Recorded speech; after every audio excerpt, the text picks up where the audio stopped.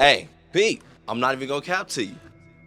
This story right now is just making me think of the butterfly effect. Looking at the thumbnail, I could be wrong. Looking at the thumbnail, it looked like a lady who did something she highly regret. Like she crying. And also it's called she made one of the worst decisions ever. Hey, are y'all familiar with the butterfly effect?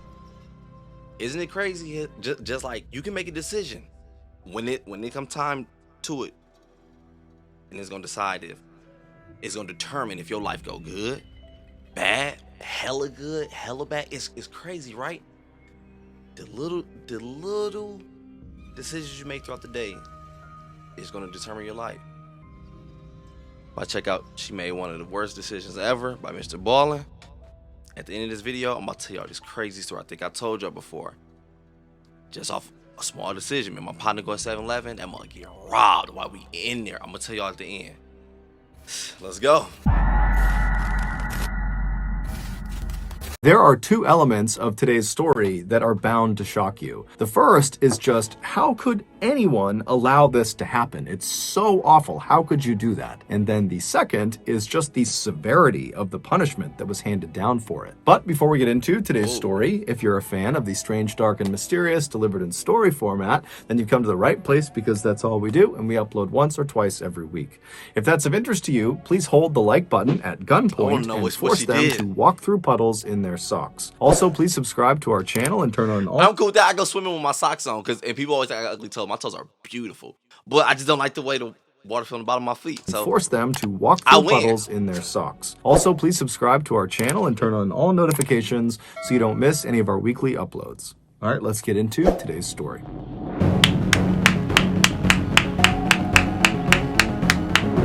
Let's go.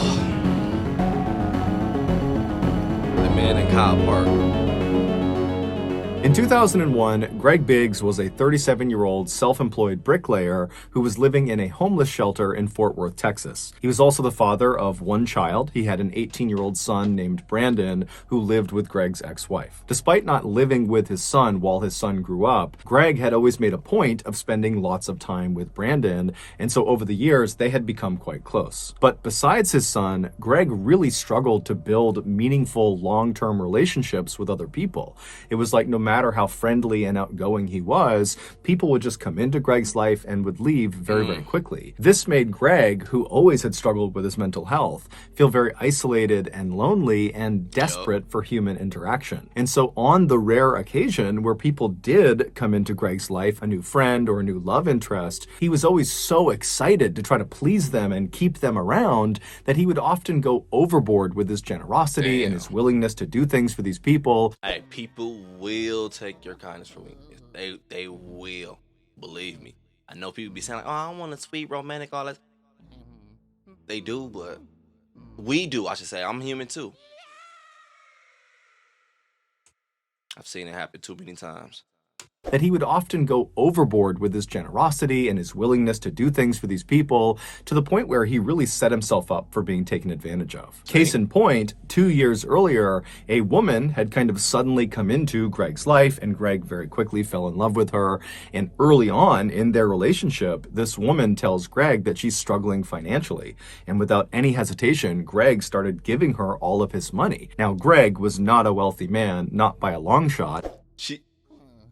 I could be assuming, but she one of the people, if she hit, I ain't about to say nothing. I bet the Cash App in the bio. I bet it is. Started giving her all of his money. Now, Greg was not a wealthy man, not by a long shot, and so before long, he had literally given this woman all of his money to the point where Greg could no longer make truck payments, he couldn't make house payments, and so his vehicle and his home were repossessed.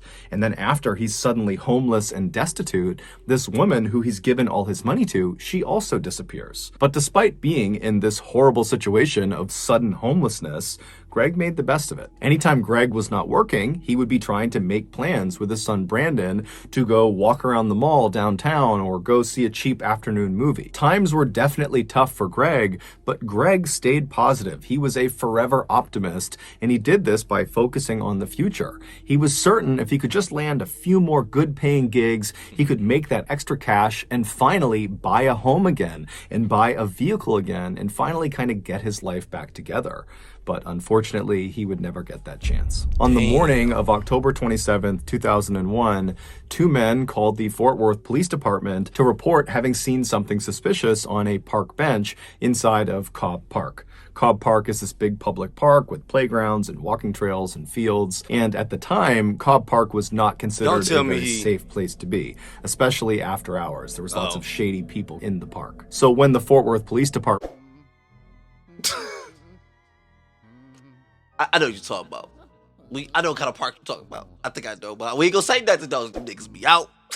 Oh shit, bro. What was it? Civic Park, King Park. Hey, in Flint, we had some parks. Boy used to go down. Boy, Summerfield, man, they used to jump.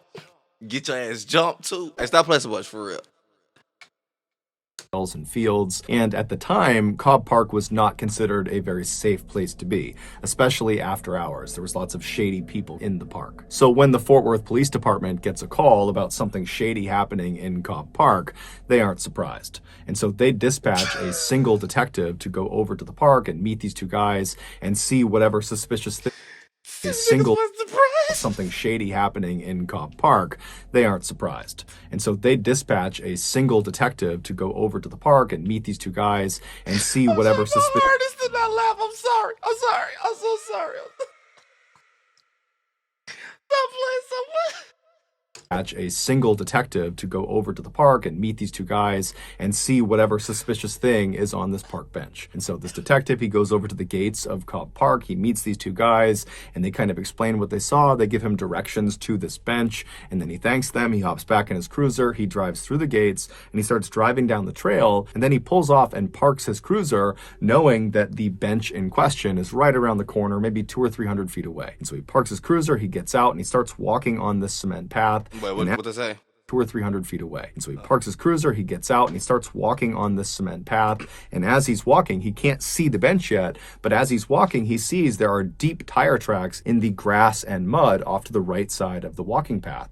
So he's mentally kind of taking note that somebody had been driving inside the park fairly recently off the trail. And so he keeps on walking, and he begins to make that turn, and he sees up ahead the bench in question, and he can clearly see these deep tire tracks go right up to the bench. And then as he begins to make that turn, and he's maybe 30 or 40 feet away, he can actually see what's on this bench, and he can see this big lump that's kind of wrapped up in what looks like a rug or a blanket. And then as he gets closer and closer, he can finally see that very clearly there is a person inside of this blanket that's kind of laying out on this bench. And when he's about 10 or 15 feet away, he can see it's a man, and this man is clearly deceased. So this detective, he walks right over to the bench, and he's looking down at this body, and he can see the right arm on this guy is very badly broken, and his right leg is also... So he did... See, because at first he was like...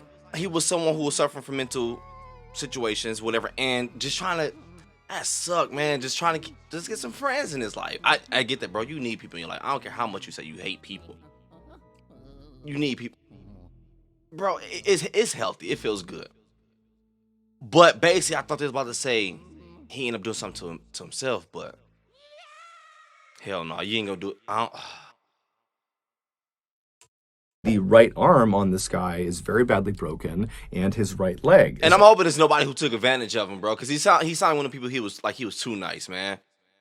I'm telling y'all, people ain't shit. I'm telling you, man. Also very badly broken. And then his left leg is not only broken, but it's been partially amputated. In fact, the left leg is barely hanging on.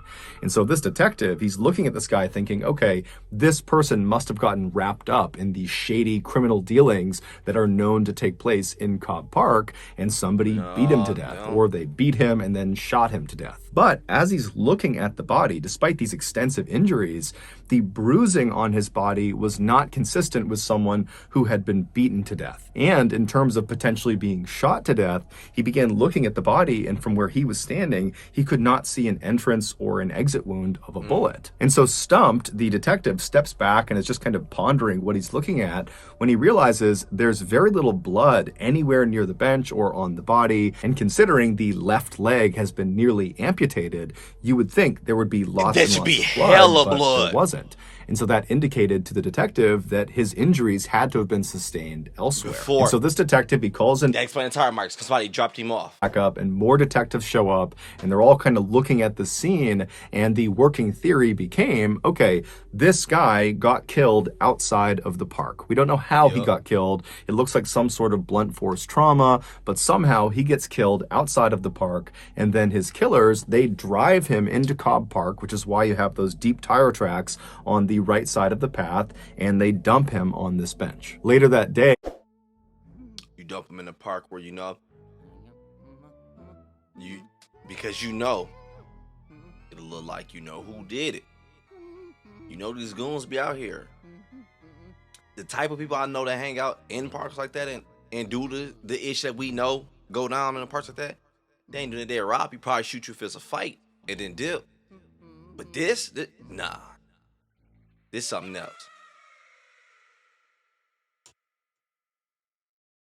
tracks on the right side of the path, and they dump him on this bench. Later that day, the medical examiner would come out and positively identify the body as belonging to Greg Biggs. The same day that Greg was found, the police went out and began their investigation, and they started by interviewing people that had been in Cobb Park either that day or in recent days, and they also interviewed known criminals that they knew went into Cobb Park, and they reviewed CCTV footage both in the park and outside of the park.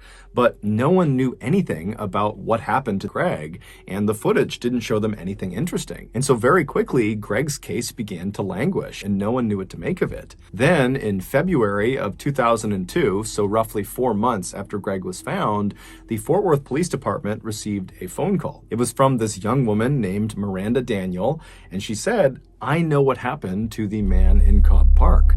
And the story she would tell them at first was so hard to believe that the Fort Worth Police Department weren't sure if this was a prank or not. But when they followed up on her lead and they went to a very specific address that she had mentioned, they realized she was telling the truth. This is the unbelievable true story of what happened to Greg Biggs. On the evening of October 25th, 2001, so 36 hours before Greg was found in Cobb Park, 25-year-old nurse's assistant, Shantae Mallard, arrived at her friend's apartment in Fort Worth, Texas. Her friend was named Tittalisi Rice. She went by T-Fry. Shantae was from a very loving and stable household in Fort Worth, Texas.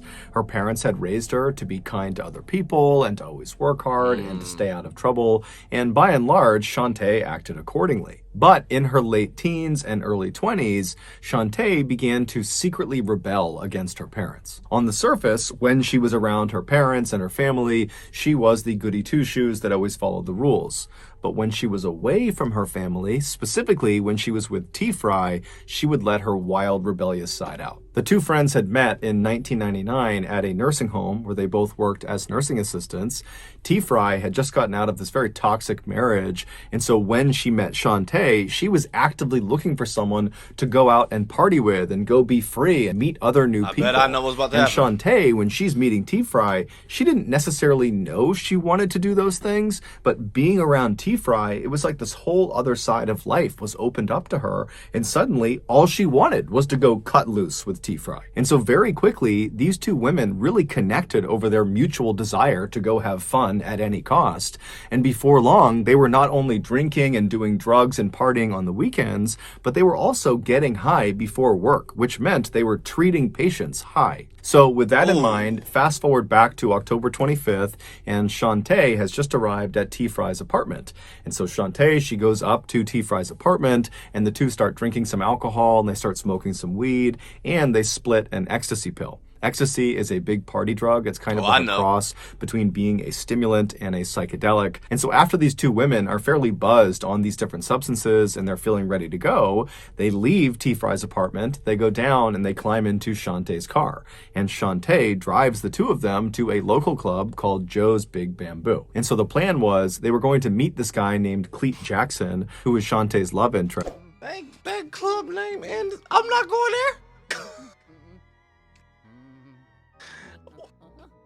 I don't want to say nothing just yet because I don't know who's the bad guy, who's the good guy in the story yet.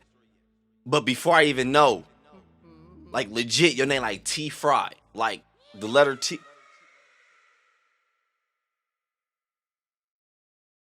and Shantae drives the two of them to a local club called Joe's Big Bamboo. And so the plan was they were going to meet this guy named Cleet Jackson, who was Shantae's love interest, and the plan was they would hang out at the club with Cleet, and then at the end of the night, they would all leave, and Shantae and Cleet were going to spend the night together. And so Shantae and T-Fry, they arrive in the parking lot of Joe's Big Bamboo. They park their car, they get out, and they meet up with Cleet, who was outside of the club, and the trio kind of sneak off from the rest of the people trying to get into the club, and they smoke some more marijuana, and then the trio, they go into the club, and they start having drinks, and they're partying, and they're dancing, and they're having this great time. And then at some point in the night, Cleet kind of abandons Shantae and T-Fry, and he goes off with another woman he met that night in the club, and he would actually leave the club with this other woman, and he would vanish for the night.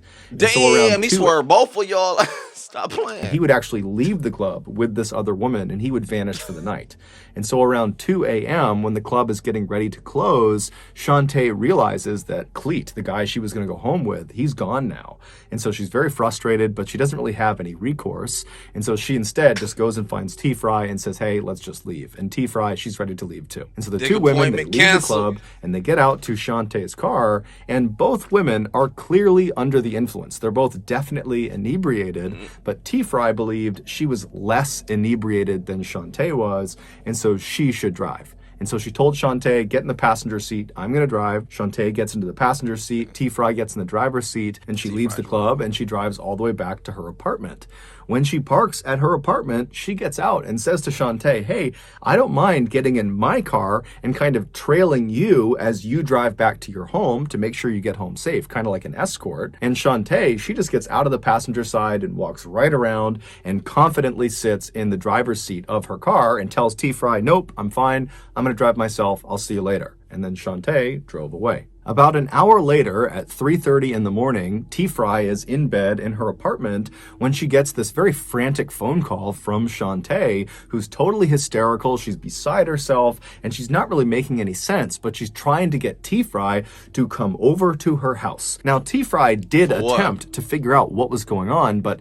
Nigga, hey, if you kill somebody, you try to get me to come help you hide the body, that's bullshit. Don't call me for that. Hell no. You my partner. I love you. It's selfish. If I just whack somebody, for me to call you like, hey, come help me get rid. I don't know if that's what happened. I'm just saying that's selfish. For me to like, hey, come help me get rid of the body. You know damn well if I say no, you will be hella mad. Oh, you ain't no real nigga. Blah blah blah blah blah.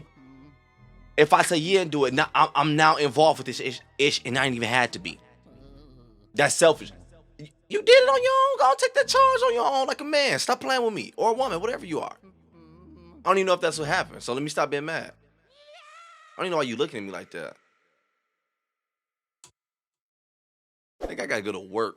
I ain't gonna help you do that. Very frantic phone call from Shantae, who's totally hysterical. She's beside herself, and she's not really making any sense, but she's trying to get T-Fry to come over to her house. Now, T-Fry did attempt to figure out what was going on, but she just could not cut through the hysteria on the other side of the phone. And so eventually, T-Fry just thought, you know what? Clearly, it's something serious. I'm gonna go see what's going on. And so T-Fry, she leaves her apartment, she gets in her car, and she drives over to Shantae's house.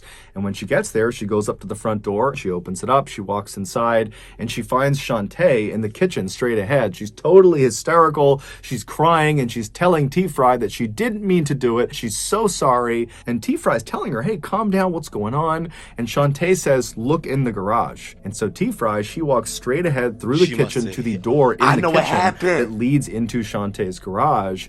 And she opens the door up, she turns the light on, and in the middle of the garage is Shantae's car. It had been parked nose in and lodged head first in the windshield on the passenger side of this car was Greg Biggs. When Shantae had left T-Fry's house, and I think I heard about this story.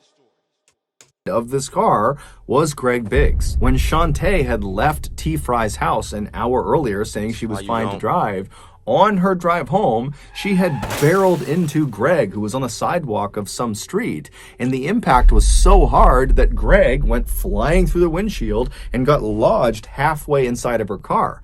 But the impact didn't kill him. It did almost cut his left leg off and break several bones in his body, but it didn't kill him. In fact, there was blood spatter inside of the car on the passenger side I think it's a movie that indicated Greg was totally conscious and was trying to pull himself back into the car. There were these handprints on the inside of the passenger side door indicating Greg had been pulling on them. There was also these very small droplets of blood all over the seat indicating that Greg had been spitting up blood as he was trying to talk to Shantae or as he was trying to plead for help.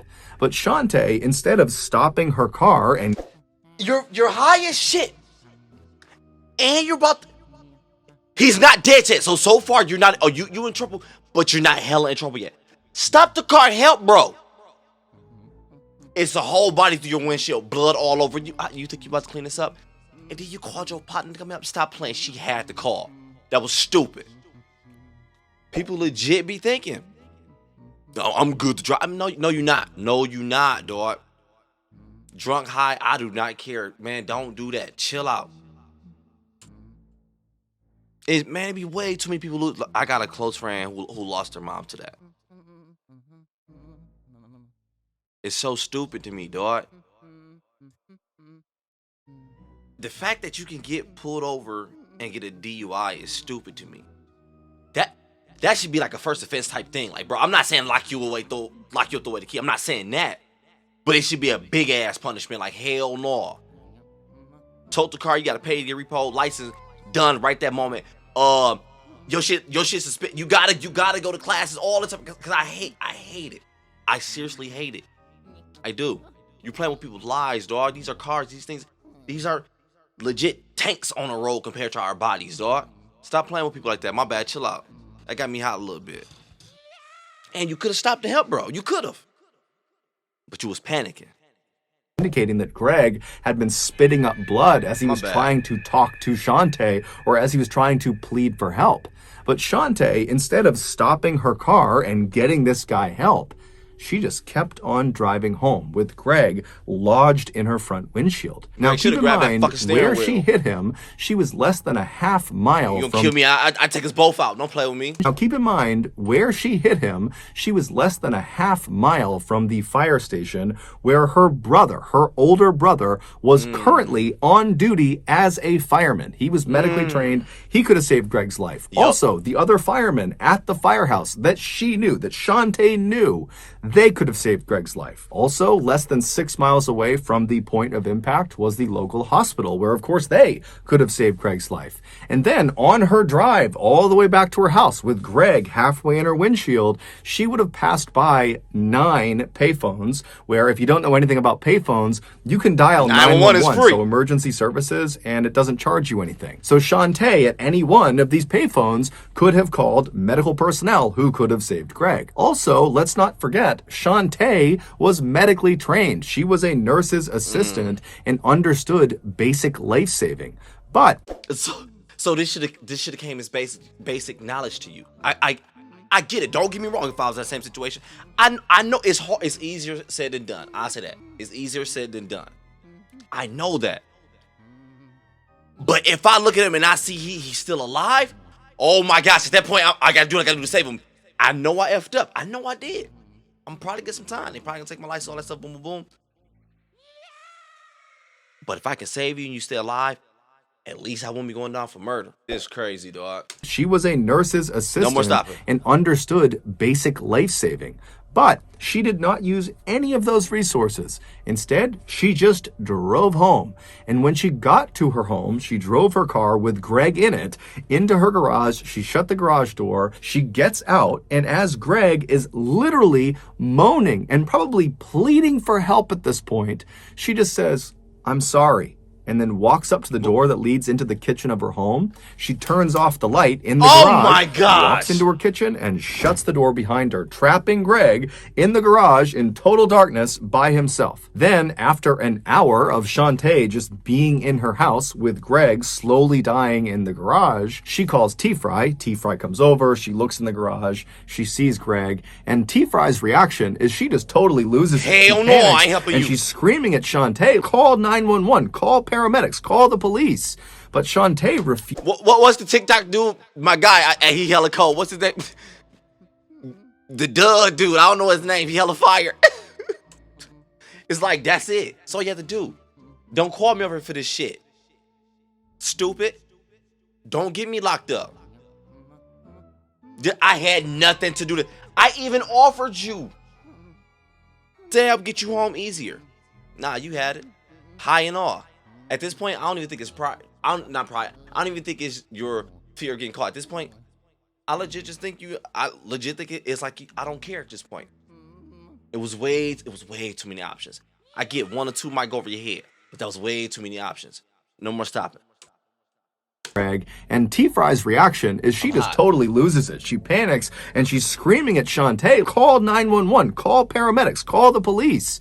But Shantae refused. She didn't really give a reason, but she just said, no, I can't. And then shockingly, T-Fry also does not call anyone. The two of them just turn off the garage light again and shut the door and leave Greg, and they hop into T-Fry's car and they drive to T-Fry's apartment where they sleep for several hours. And then when they get up that morning, they go back over to Shantae's house and they check on Greg, who's now motionless. And at this point, Shantae, she calls Cleet Jackson, the guy who she was supposed to go home with at the club but had abandoned her for some other girl. She calls him and says, hey, I have this huge problem. I need you. Accountability is the problem.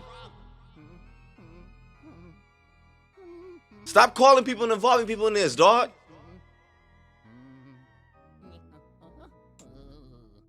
You fucked up. At this point, it's a GG. For you and T-Fry, it's a GG. If I was Cleet out, man, you got me, man. You don't get the hell up off my phone.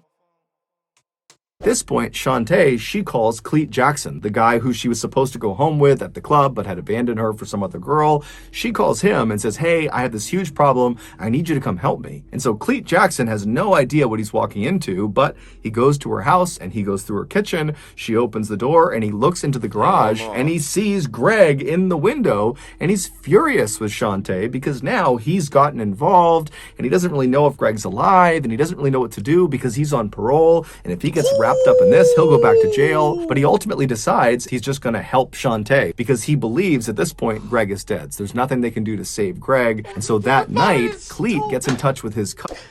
Everything about it is stupid. I love my best friend.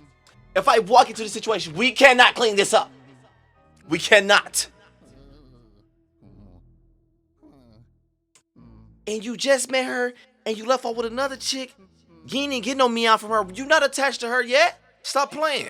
Hell no. Out of here.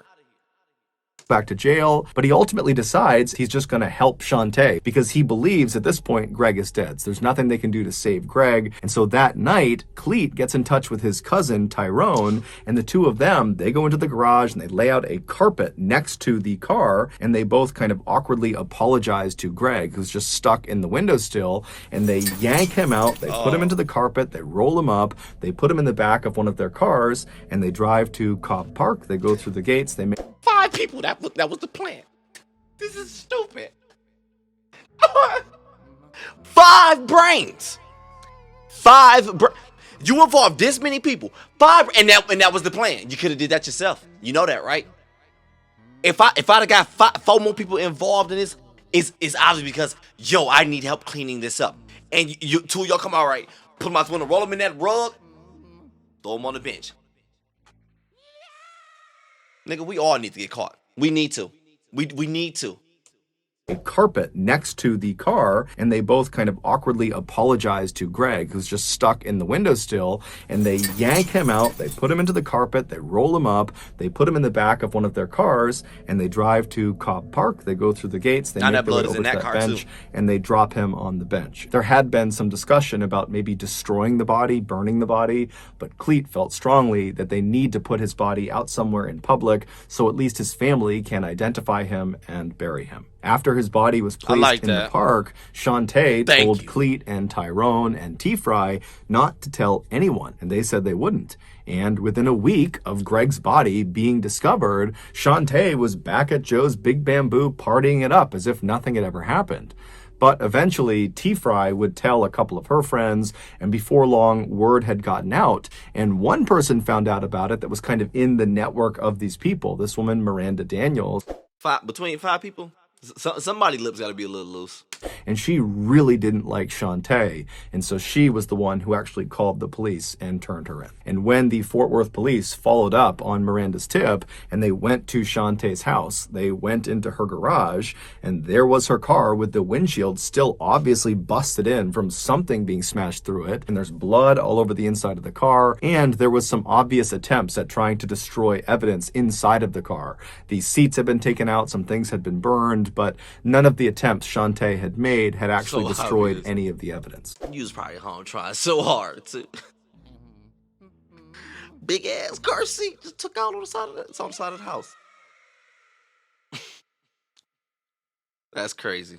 During the trial, the medical examiner who had done the autopsy on Greg Biggs said his injuries would not have killed him right away. Now, he didn't know for sure how long he would have been alive, but he believed it could be as long as several hours or maybe even up to a whole day. And during that time, Greg was just trapped inside of this pitch black garage. No one's coming to help him, despite people coming in over and over again that he's pleading with to help him, and he would have been in excruciating pain. He's got several significant broken bones. His leg has been nearly amputated. He's got cuts all over his body, and he would have been trying to pull himself out of the windshield, and every movement he was making would have been sending the jagged pieces of metal and glass into his body. I mean, this is a drawn-out, horrible death. And during the trial, every single medical professional and every single law enforcement official said, had Shantae brought Greg to get medical attention at any point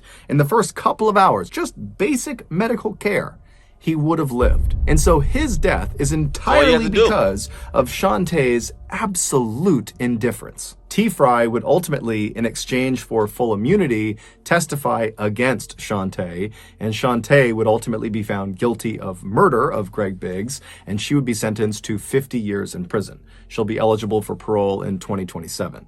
In cause number 03715 2D, styled State of Texas versus Shantae Juan Mallard. Verdict form is to count one. We, the jury, having found the defendant, Shantae Juan Mallard, guilty of the offense of murder, assess her punishment at confinement in the institutional division of the Texas Department of Criminal Justice for a period of 50 years. As for Cleet Jackson and his cousin Tyrone, they received 10 years and 9 years, respectively, for their role in the crime. During the victim impact statement portion of the trial, Brandon Biggs, Greg's son, he took the stand and he very eloquently told Shantae that he forgave her, and it seemed very genuine, and it moved Shantae to tears. And then Brandon looked out at the audience where Shantae's family was, and he said, you know, not only do I feel horrible for my family, but I feel bad for your family, Shantae, as well, because this crime has destroyed all of us. Damn. So that's going to do it. Boy got a heart. He got a heart. That's crazy. And the crazy part is, I was more upset at the same thing when he was talking about you could have done something. You had time. That's the part that was getting me. And then when you went home and just went to sleep, left him in the garage, you didn't try to help at all.